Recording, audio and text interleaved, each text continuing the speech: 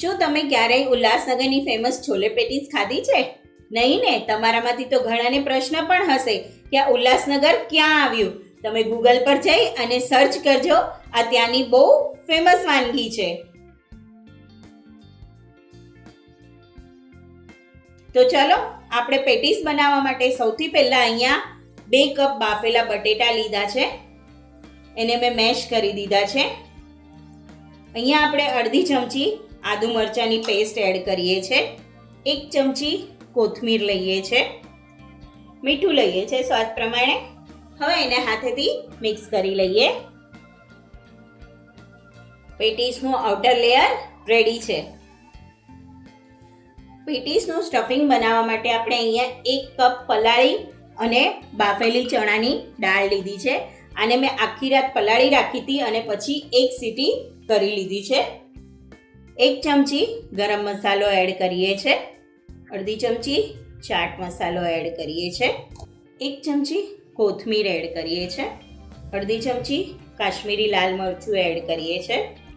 અડધી ચમચી ધાણા જીરું એડ કરીએ છીએ. મીઠું સ્વાદ પ્રમાણે લઈએ છીએ. મીઠાનું પ્રમાણ આપણે અહીંયા થોડું ઓછું લીધું છે કારણ કે આપણે ચાટ મસાલો વાપર્યો છે. મિક્સ કરી લઈએ. સરસ મજાનું સ્ટફિંગ તૈયાર છે.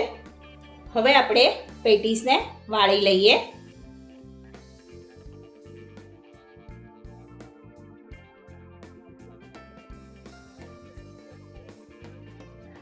આની અંદર આપણે 1 ચમચી સ્ટફિંગ ભરીએ છીએ.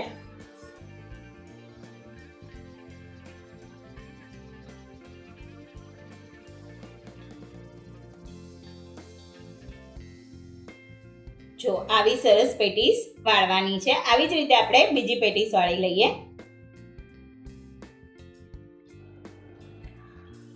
હવે આપણે પેટીસને શેકી લઈએ છીએ. અહીંયા 1 ચમચી આપણે ચોખ્ખું ઘી લીધું છે. ટ્રેડિશનલી આ રેસીપી વનસ્પતિ ઘીમાં શેકવામાં આવે છે.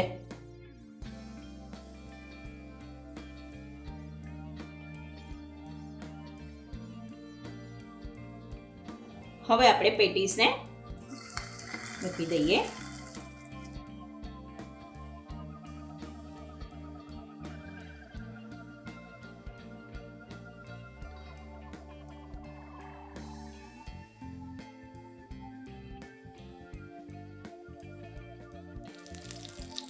હવે આને બંને બાજુથી શેકી લઈએ છે.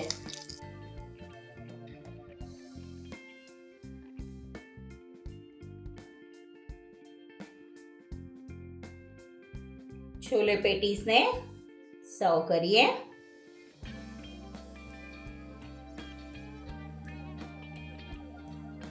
ઉપરથી પેટીસ મૂકીએ છીએ.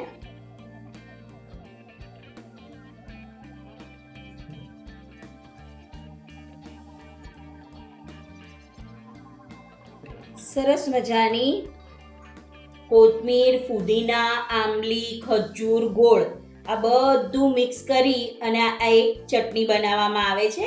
આ ત્યાંની સ્પેશિયલ ચટણી છે. પરથી કોથમીરના પાન. તો તૈયાર છે સરસ મજાની છોલે પેટીસ. તો મળીએ નવી રેસીપી સાથે. ત્યાં સુધી સ્વસ્થ રહો, મસ્ત રહો અને ખાતા રહો.